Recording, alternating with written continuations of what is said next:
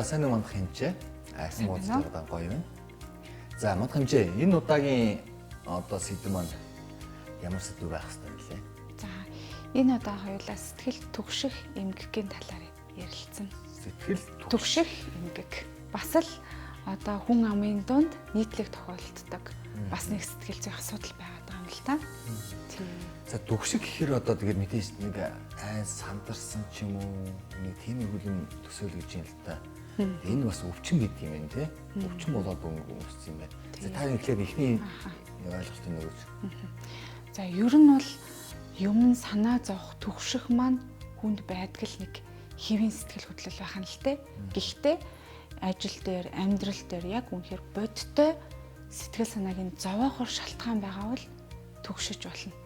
Одоо хүнд өвчнөөр өвдсөн ч юм уу, ажил дээр асуудал гарсан, ар гэрийн одоо таагүй нөхцөл байдал байгаа үед хүн түгшиж санаа зовох нь хэвийн байх нь.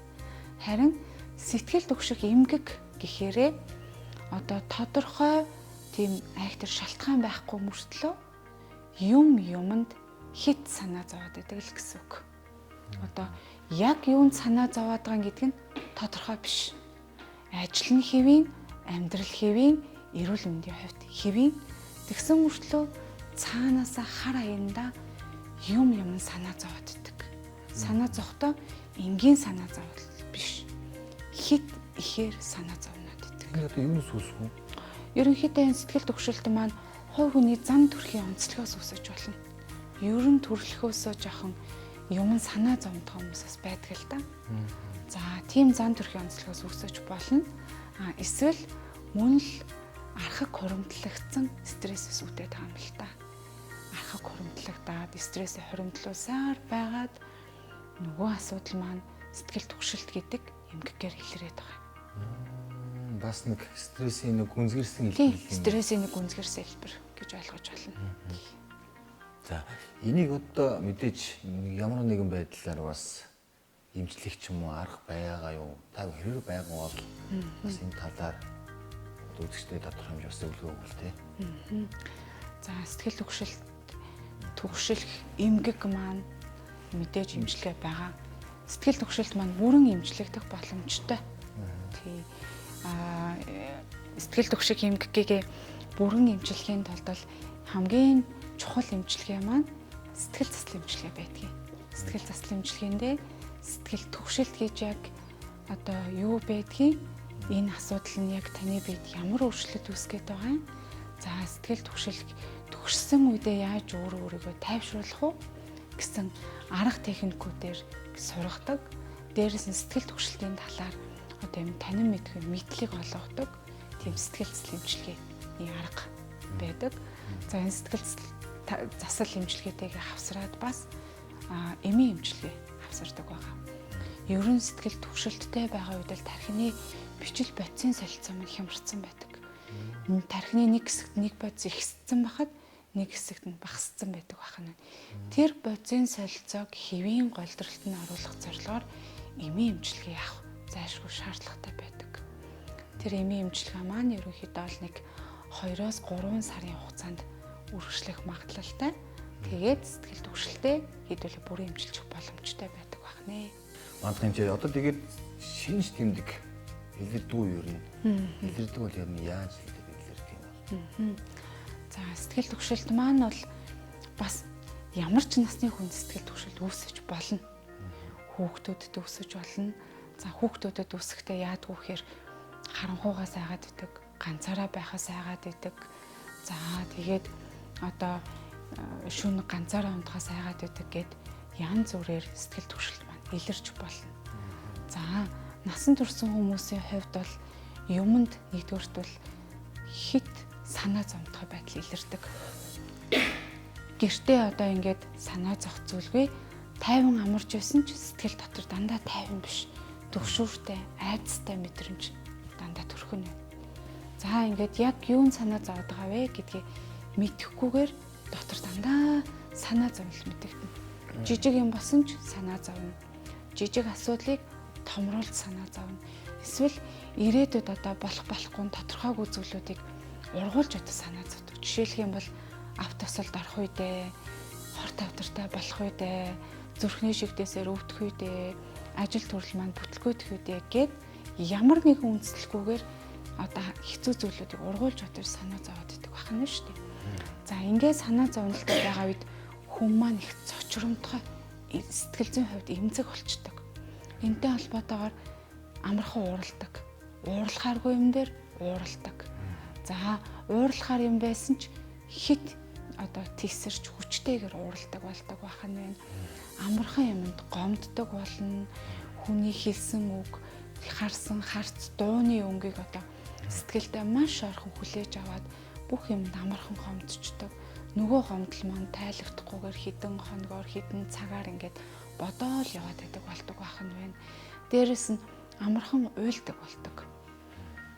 Уйлахааргүй зүйлдээ уйлдаг болох нь шүү дээ. За дээрэс нь дуу чимээнд дургүй, дуу чимээг их төгшөөдөг, олон хүнтэй газар очих дургүй болдог байх нь. Ер нь л тийм эмзэг мэдрэмтгий болчтой. Өөрийгөө тусгаарлаад авчдаг юм биш үү? Тий. Ер нь бол ингээд мэдрэмтгий байгаа учраас тэр сэтгэлийг нь түгшээгээд хямраах гадбайдаг зүйлүүдээс өөрийгөө ингээд аль болохоор л тусгаарлах гадбайдаг л болчдөг гэсэн үг. Түгшилт маань удах юм бол ер нь хөвчлэн сэтгэл готролтой дандаа хавсардаг. Түгшилт бол дангаараа байх нь бол их ховорлтой. Дандаа хөнгөн сэтгэл готрол, нойр будал, за тэгээ мэдрэлийн харахад ядаргаатай хавсарсан л байдалтай явдаг. Хэсэг хугацаанд олон сайхан хоёрын контентын ард гарч байна. Тэгээ таныг бас саяхан бас нэг өөрийн гэсэн яг энэ чиглэлээрээ нийгмийн асуудлыг мэдрээд бас нэг эмнэлэг байгуулсан гэж сонссон. Тэр талаас нь тодруулбал. Миний хувьд бол сэтгцэн эмч хүмүүс сэтгэл засалж эмч байгаа. За яг энэ салбараараа сэтгцэн эрүүл мэндийн үндэсний төвд 9 жил ажилласан эмч байгаа. Тэгээд 9 жил ажиллаж авах хугацаанд хүмүүст мань ялангуяа энэ нойргуудал, стрессийн шалтгаантай сэтгэл санааны хямралын асуудлууд бол нийтлэг тохиолддог юм байна гэдгийг олж харсан. За гэхдээ одоо хүн амын дундаас нэг нийтлэг буруу ойлголт байгаад итгэл та. Сэтгэлийн энэ одоо солиорлын шинжтэй ч юм уу нэлээд сэтгцийн асуудалтай болоод ирэхээрээ л ерөн сэтгцийн хэмжээд хандах хэрэгтэй. Эсвэл одоо сэтгцийн эрүүл мэндийн үндэсний төвд хандах юм бол одоо магадгүй хүмүүс одоо солиорлын эмгээр өвдсөн байна. Сэтгцийн өвчтөй болцсон юм байна гэх ярианд орох үедээ гэдгээс эмээгээд хүмүүс маань нойргуудалтай, сэтгэл санааны хямралтай, стресстэй байгаа үедээ хэр барахтай сэтгцийн эрүүл мэндийн үндэсний төвд хандахгүй байгааг ажигласан. Ер нь л бол нэлээд асуудал хүндэрсэн тохиолдолд ханддаг.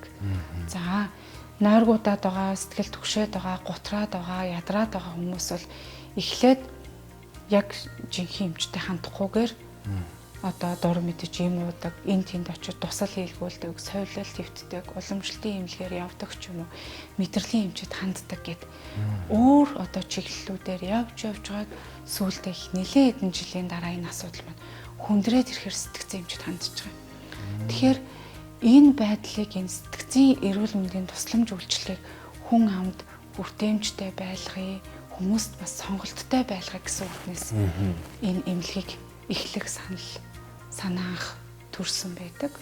Тэгэхээр одоо нойргуудалтай байсан ч одоо Сэмүт рүү шууд очиж чадахгүй байгаа хүмүүс маань манай эмнэлэгт ямар нэгэн оочор дараалалгүйгээр ямар нэгэн санаа зовх зүйлгүйгээр хандах бүрэн боломжтой байдгаараа онцлог.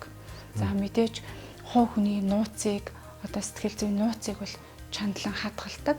Өөрийнх нь зөвшөөрлгүйгээр ард эрт нь одоо бусад одоо хүмүүст бол зөвшөөрлгүйгээр мэдээлэхгүй нууцыг бол чандлан хадгалдаг.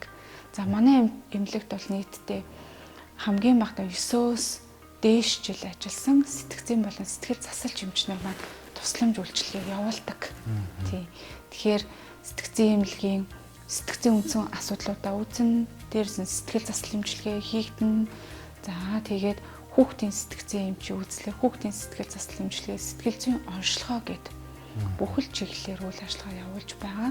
Манайд ажиллаж байгаа совилогч нар маань хүртэл яг сэтгцэн одоо энэ эмгэгийн чиглэлээр нарийн мэргэжлийн совилогч нар ажилладаг. энэ талаараа онцлог байгаа. Болголоо. Маш гайхалтай, маш баярлалаа. Маш одоо нийгмийн дулмцын асуудал дээр ийм сайхан өөргөө цагаан ийм сайхан имлэг барьснаас танд баярлалаа. Бас амжилт хүсье. За баярлалаа.